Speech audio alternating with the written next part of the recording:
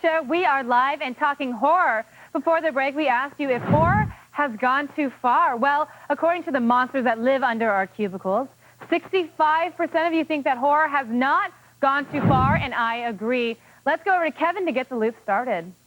Thank you, Miss Munn. Now, with films like Hostel, The Hills Have Eyes, of course, the Saw franchise, there's a growing trend in horror to really freak out filmgoers with scenes of blood and torture. And this movement marks the birth of a new group of directors, the Splat Pack, they like to call themselves. And they're pushing the horror envelope more than any of their predecessors. But are these new films substituting scares for sadism? It's time to bite into it. Turn off the lights. It's The Loop.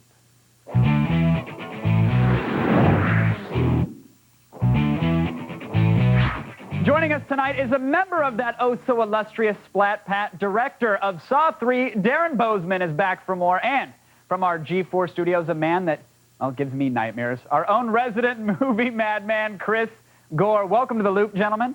Darren, I'm going to start with you, but before, I have to go to Chris so that he can point to the camera like he did during rehearsal like a couple seconds ago. Let's see the point. Is that a new thing for you, Chris? Or? That's a new thing, okay, yeah, just bring today. Save that, bring it back for DVD Tuesday for me, all right, buddy? All right, Darren, I got started throwing under the bus, Chris. All right, Darren, got to get to the Saw franchise, because this is a film that some people say this is clearly just an evolution of horror, and others say, no, this has redefined the genre as we know it. Where do you stand on this one? You know, I think it's, you see trends in horror films. It's not like horror has suddenly come back. It's always been there. Just sometimes it kind of goes underground for a while. I mean, it's been around since, you know, early days of cinema with like The Cabinet of Dr. Caligari and all of these other films. In the 70s, it was huge. These types of films were huge with, you know, Henry Portrait of a Serial Killer and Last House on the Left. And the trend is back. It just but looking at the horror genre, I mean, it's been around, as obviously it has had its own evolution. Where do you think Saw fits in as a franchise? Is it different from the horror of days past? Is it something new? No, I think what it did is I think Saw proved that you can release an R-rated movie, a hardcore R-rated movie, and it has its audience. You know, I think there was a trend for the last couple of years of doing these PG-13 kind of cookie-cutter horror films.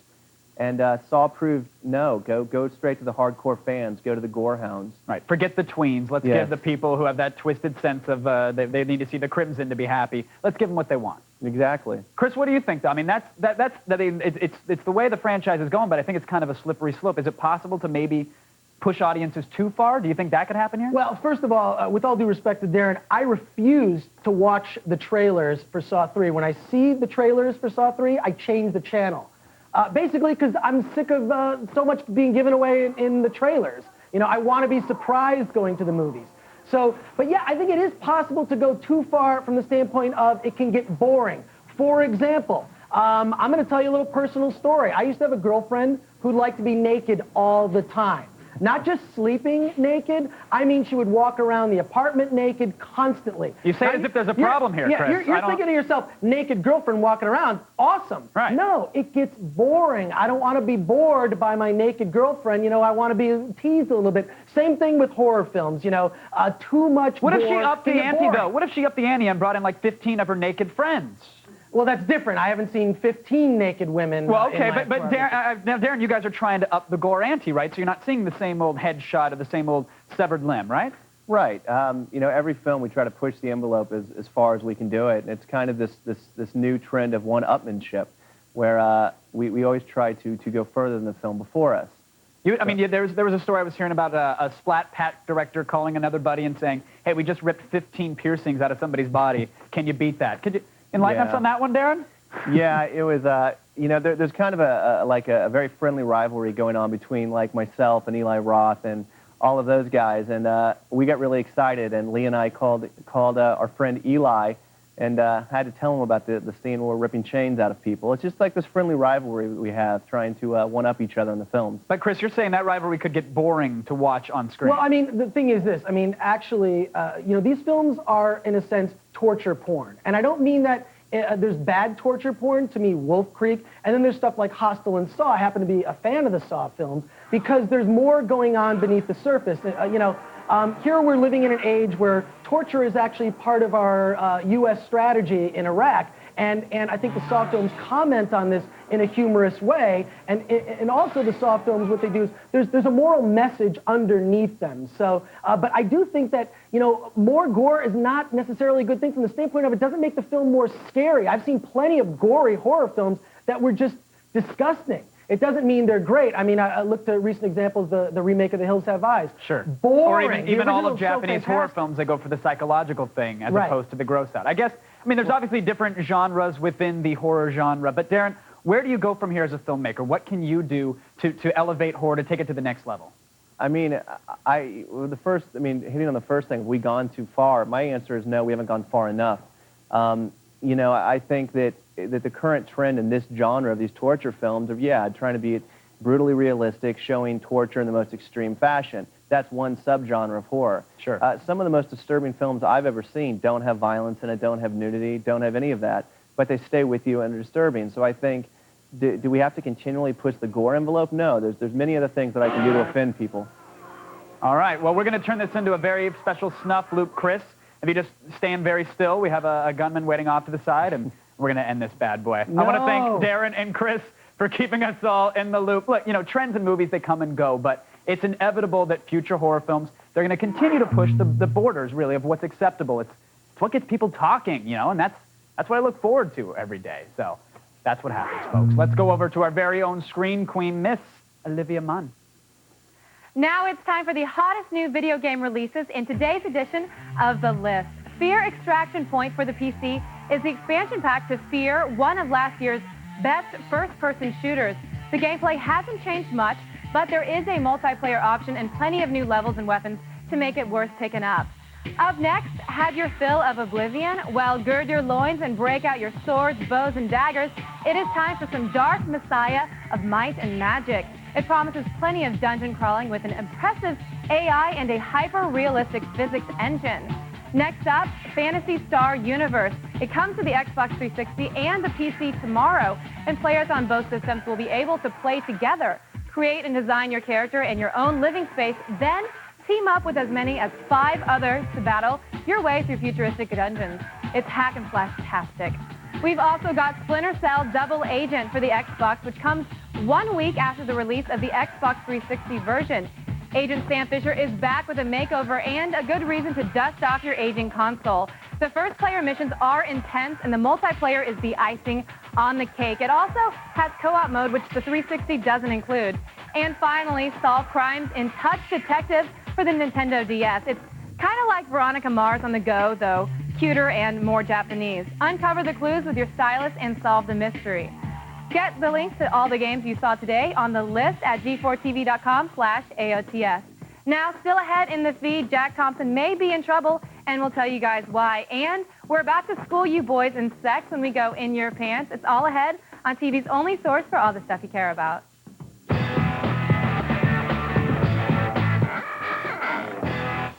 I was stuck.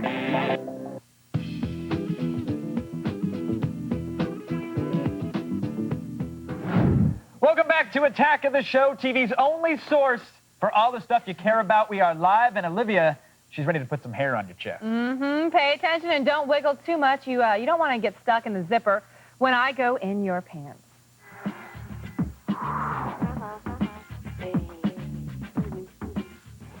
Sex columnist Anna David is back with more sage advice, and as always, Kevin is here to keep it real. All right, our first question is from a guy who wants it more than his girl does. My girlfriend doesn't want sex more than once a week, but I want it like 3 times a day. What should I do? Do I need a new girlfriend? 3 times a day? Are you kidding me? Okay, I have a high sex drive, but that's ridiculous. Anna, what do you think? I think that's a very, very high sex drive. And I think that you'd be hard pressed to find a woman who wants to have sex 3 times a day. She'd be broken. She'd be raw inside. Maybe it's a woman who hasn't had sex in a long time, and maybe she'd want that for like a week or 2. But I don't know. I think that's a very high sex drive. And the thing is, it might even be worth looking at whether or not that's a concern. Yeah. You know, you might want to consider if sort of thinking about sex, being preoccupied with sex interferes with your life at all, because that's excessive, right? I think so, yeah. Oh, You know, guys masturbate like every. I mean, guys Speak for masturbate. yourself, sweetheart. Well, you know, from what I hear, guys. Did you guys hear that? Yeah, what? What was that? That was my boys. That was my dog pound. Your dog pound? Yeah, let me hear from him again. See? Okay, well, so the dog pound, I hear men masturbate is my point. And so if a guy masturbates, he says, you know, if he wants to have sex like 3 times a day, and he has sex with her once a day, and he masturbates the other 2, I mean, it's not that big of a deal, is it? I mean, if as long as he's not like, you know. I think that's a little high. I think it's worth looking into. Yeah. And finally, a guy looking for the secret to making a good first impression. Hey girls, I was wondering, what's the first thing you notice about a guy when he comes up to you? First thing I notice is the way he looks. Is that so wrong? I mean, No, we love that about you, that Okay, you're just thanks. on it. Well, No, and I agree. I mean, I think there are obvious things. You know, first you notice if he's smart and like if he's wasted or something like that. But aside from those obvious things, I think I go smile, eyes, nose, and then so face. Yeah. Then, you know, sort of general shape of the face. Body last, maybe. I don't know. Mine has got just the whole fact, especially his style. Style is key. Style is key. With guys wearing some cheesy, bad T-shirt with like some like, you know, has like, you know, Fat Albert on it. Like, I'm not going I'm there. with Susan. Pointing to like. Or even if it's a really cheesy, trendy shirt, I can't do that either. Right. Just the whole look. And then it's pretty much like what comes out of his mouth. Yeah, and I mean, then you notice like the pluses, like if he's got dimples, you know, yeah, a cute little, you know, got a facial dimple. hair. Hi, Anna. That's so hey, cute. how are you? Do you like my smile? I my know, nose, and that my is eyes? adorable. I wish I had dimples, but you notice things like that, and then you notice like the minuses, you know, inordinate number of tattoos, Does he bad smell breath. funny? Yeah, Yeah. smelling funny. What about you, Kevin? What's the first thing you notice when you see a girl? Wow, breasts. I mean, you don't. I mean, there's that whole. I mean, wow. I thought it was what's on the inside that counts. I'm really kind of taken aback that I'm hearing that at the. You know, this is terrible. You said it's about you can't have a tattered shirt and no tattoos, but if he's got dimples, it's like, do you have a checklist and it's like plus and minus, and at the end, the first time you hope you come in under par. Okay, if a guy walks up to you, it's like you just look at, is he your type? If you can't see what's inside, thank you. But that's what guys want to do. I want to get in there and see what's going on. I want to find That's different than what's inside, Oh. Kevin. You can only feel what's inside. You can't really see what's inside. Okay. but breasts, I heard you say. Well, I mean, but you're not a... Initially, yeah. I gotta say that if I can see a woman coming around the corner 5 minutes before I see her face, I'm interested. You know? No, that's not true at all. You're not a... Yeah, it is. I want to put some drinks on them. Let's get those bad boys going. Wrap You some want her Christmas lights toppling and let's do over? it up. Yeah, of course. Top heavy's great. Nice. Then when you're pulling her hair, it's like, oh, I'm just trying to balance you out, sweetheart. Trying to keep you on an even kill. Keep those double D's balanced out. Okay, so we go for the outside. He goes for the big boobs. I'll go for the face? inside. I'm just saying. It normally doesn't happen right away. You got to give it a little time. All right, well, you guys, that was really good advice, Kevin. But you guys at home might want to read Anna's extended answers to the questions you just heard. You can go to our website at g4tv.com/AOTS and find out more about Anna on our website or her website at annadavid.com. Now, you guys don't go anywhere. If we make TV history today, you'll miss the entire thing after the break. TV history, people. TV freaking history. Maybe. Layla keeps you connected with The Feed. And Chris Gore shows his child side on DV Tuesday.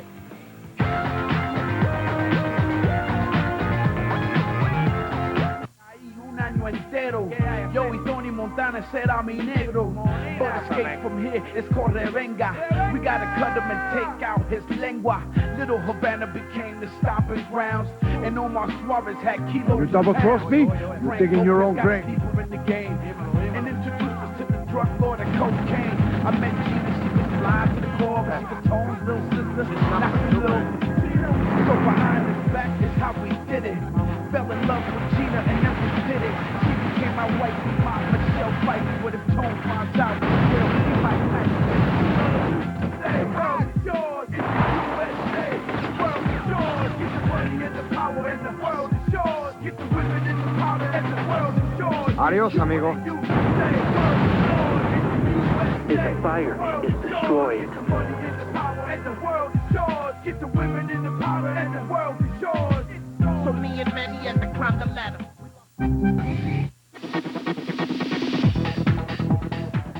Welcome back to Attack of the Show, everybody. We are live, so watch out. because you never know when there's going to be a wardrobe malfunction. You know what I'm saying? Do it. Don't even think about it, Pereira. Don't even touch my chest. Now, coming up later, we are taking you to the Borat premiere. I know what you were thinking. We take you to the Borat premiere. It happened last night, and the nation of Kazakhstan is still reeling. In a bit, we'll take you to the red carpet. Kevin's laughing because I say Kazakh. Yes, Kazakhstan. I am laughing because you say... Kazakhstan? Close. That's close enough, yes. If this were horseshoes, really I'd give you a point. Does it really matter? No, not at all. Okay, good. But right now, it's time for the only news you need to know in the feed. Thanks, guys. I'm Layla Kaylee, and it's time to start the feed.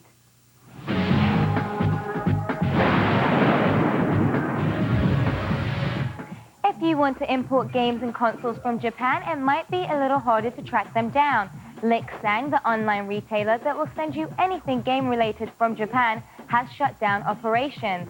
After numerous lawsuits, London courts sided with Sony and stated that it was unlawful to import PSPs into Europe. According to a statement on Lixang's website, they say the suits are a farce since numerous Sony Europe execs have ordered from the site themselves. Sony claims that Lixang never showed up to court and not 1 cent has been paid to them from any court awards. Essentially, the website is closing and it's not their fault. Web browsing just got a little safer and a lot more user-friendly. Firefox 2.0 has been released. Right on the heels of Internet Explorer 7, Mozilla has launched a revamped version of their popular browser. The updates include features, spell checking in the toolbar, revamped tab browsing, enhanced search capabilities, and built-in phishing protection. Pretty cool for an open-source program. Anti-gaming attorney Jack Thompson is now facing trouble in court at the hands of Take-Two Entertainment. Following his unsuccessful attempt to get Rockstar Games' Bully taken off shelves, Thompson went on a tirade in court attacking the judge and claiming that the game will cause children to commit acts of violence against each other. In response, the game's producers have asked that Thompson be brought up on contempt charges. Ah, sweet irony. And finally, Paris Hilton can escape controversy. She's even having problems with MySpace. Friends on her page have received emails, supposedly from Hilton herself, that claim they've won an all-expenses-paid trip to see their famous friend. But first, you have to fill out a long list of questions and give out personal information. If you don't, your computer freezes, and if you do, you get a note that you won nothing and you're on a spam list. Hilton's rep says that she had nothing to do with it, and this is the act of a hacker. Yeah, right. Well, that's all for today. You can now get the feed to go on your iPod. Visit the iTunes Store or go to g4tv.com/podcast and check on iTunes Podcast to subscribe. Now, you've just been fed. Back to you.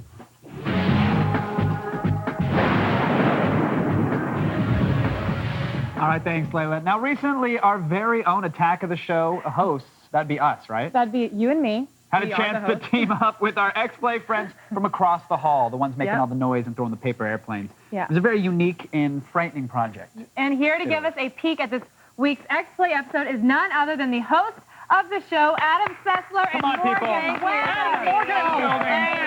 Thanks, wow. Actually, they're clapping louder for them than they do for us. I know they don't, but it's so nice to have guests. It's so nice to have you guys on. That's my mom out there doing it. We put out the good tablecloth. We do. You guys have a tablecloth. That's the cool part. But you guys have a globe. If hot. you shake it, does it snow up? No, but you just stick your head inside and yell. And I've seen you do it, by the way. I've seen her stick her head in there and yell. Echoes will always be fascinating. But you guys, thanks for coming and being on our show. Thanks for being our dead body. That was very kind of you. I was really excited. It's probably the height of my acting career. Yes, laying in a pool of blood for 8 hours. It was pretty much perfect. It was a brilliant performance. And it wasn't just your plasma. Other people donated their own plasma to help really refresh the blood supply. Thank you. What do you have? Did you bring a clip? Do you have something for us today? We do have a clip. It's like one of those talk shows. Look at it. Wait, do you know what the clip is? Do you want to say it Oh, this is you know what this clip is. I don't know what the clip is. Let's go to the clip. Let's see, it's an adventure. know. Folks, this is an action. Rise and shine, Adam and Morgan. What is that thing? My name is Memory Card. I assumed that by now, Adam has taped over my recording, and that Morgan got frustrated and knocked it out of his hands. You two claim to be experts in video games. Now, are you ready to play my game? You are both wearing Power Glove, which is wired to explode, unless you can name the top 10 scariest games of all time. You bastard! You have 30 minutes, starting now. That is all. I think we we just got upstaged by a puppet. Yeah, I think so. No, really, it's just a cheap robot with hair. Have you guys? Was that Rob? But have you guys seen the Rob. finished product yet? Because Oh, yeah. everybody here is talking about how awesome it is. It's awesome. really cool. It's obviously a Saw parody, and Right. yeah, we list down the scariest games of all time, which is really just an excuse to do the Saw parody. Which is great because we have you, and we have Kevin, and we have Zach also come and make a little cameo on the show. You didn't see any of that in the clip. You guys do fun stuff over there. We do. Would I spoil it if I said everybody dies? Or should I not? Is that No, maybe that would spoil it. But I'm just throwing it out there. Yeah. So don't listen to that. Nobody dies. We all hold hands and sing. Oh, yeah. So there's big moment at the end. You play the tambourine. It's great. Yeah. Well, if you guys want to see if Adam and Morgan escape and reveal the killer's true identity before it's too late, just go to the special X Play, the scariest games of all time, tomorrow at 3 p.m. only, right here on G4. You guys, they really are right. It's actually right here where I pointed. Yeah, right here and watch it's a very localized set. Now, if you guys can't tell, we are one big happy family here, just like the Jeffersons. Hey, right? Right. None of us are black. Okay, it's TV's only source for all the stuff you care about. I think you figured it out. I did just now. Chris Gore chases down the newest edition of Reservoir. Went down. Don't worry. This is TV's only source for all the stuff you care about. If you haven't been watching Attack of the Show, this is what you're missing. For more info, go to g4tv.com/AOTS.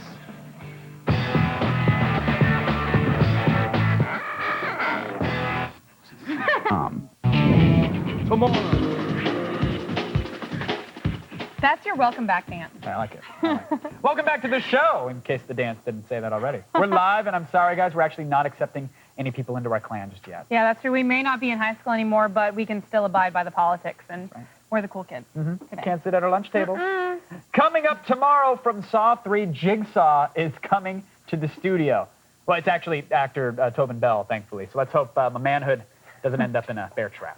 We've also got a special Halloween edition of the MySpace Girl of the Week, and on Thursday we sit down with Mark Cuban to discuss YouTube and more. And finally, Borat opens November 3rd, but they held the premiere of the film last night here in Los Angeles, so of course we were there. It has been a long road of cultural learning for Borat, and last night was no different on the red carpet.